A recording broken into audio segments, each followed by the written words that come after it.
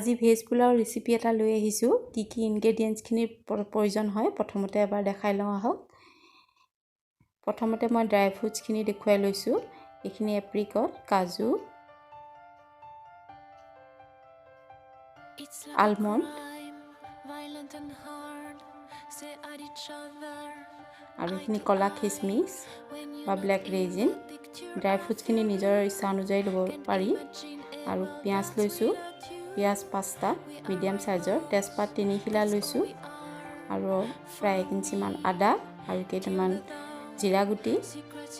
আৰু লং আৰু ইলাইচি লৈছোঁ ডালচেনি আপোনালোকে ইচ্ছা কৰিলে দিব পাৰে আৰু এইখিনি বাসমতি চাউলখিনি মই ভালদৰে ধুই পেলাই শুকুৱাই লৈছোঁ ইয়াতে প্ৰায় আধা কিলোমান চাউল আছে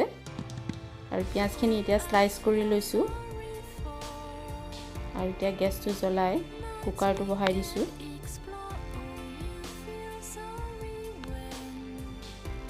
ৰিফাইন অইল দিছোঁ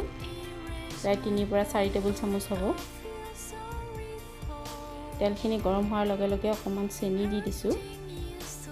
চেনি দিলে পোলাওটোৰ কালাৰ অলপ ৰঙচুৱা ধৰণৰ হয় আৰু এটা ধুনীয়া স্মেল আহে আৰু এতিয়া জিৰা গুটিকেইটা দিছোঁ লং আৰু ইলাইচি দি দিছোঁ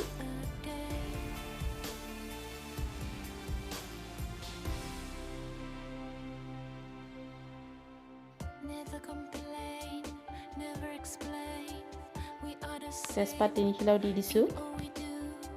আৰু অকণমান সময় লৰাই পেলাই এতিয়া ইয়াতে পিঁয়াজখিনি দি দিছোঁ পিঁয়াজখিনি ভালদৰে ফ্ৰাই কৰি ল'ম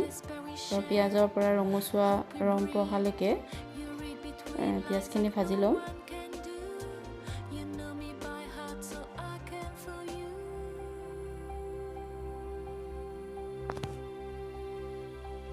আদাখিনি দি দিছোঁ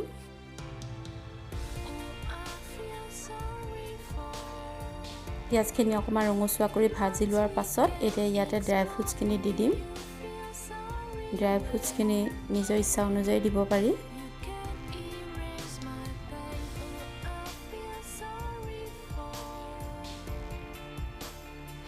আৰু এইখিনিও প্ৰায় 1 মিনিটমান সময় লৰাই ভাজি ল'ম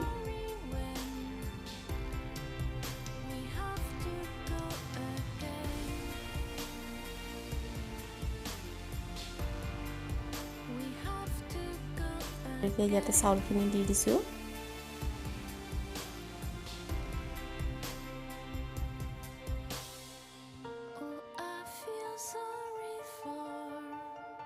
আৰু এনেদৰে লৰাই পেলাই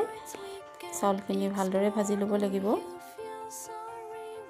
আৰু ভাজি থাকোঁতে আপোনালোকে গম পাব চাউলৰ এটা ভাজা গন্ধ এটা আহিবলৈ ল'ব আৰু এতিয়া ইয়াতে নিমখ দি দিছোঁ নিমখ 1.5 চামুচ দিছোঁ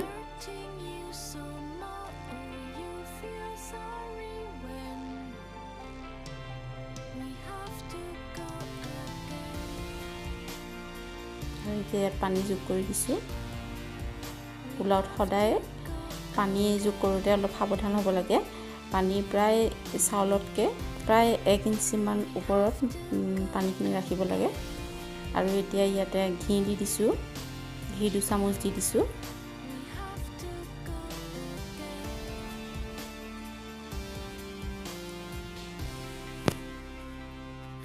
আৰু এতিয়া ঢাকনখন মাৰি হুইচেল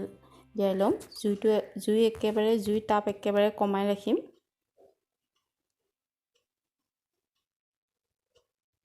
এয়া হুইচেল দিয়াৰ পিছত খুলি চাইছোঁ পোলাও ৰেডি হৈ গ'ল এয়া চাওক আপোনালোকে কি সুন্দৰ হৈছে খুব ধুনীয়া হৈছে কালাৰটোৰ সৈতে এয়া মই প্লেটখনত সাৰ্ভ কৰি দেখাইছোঁ আজিৰ ৰেচিপিটো চাই কেনেকুৱা লাগিলে কমেণ্ট এটা কৰি জনালে ভাল পাম আজিলৈ তেনেহ'লে বাই বাই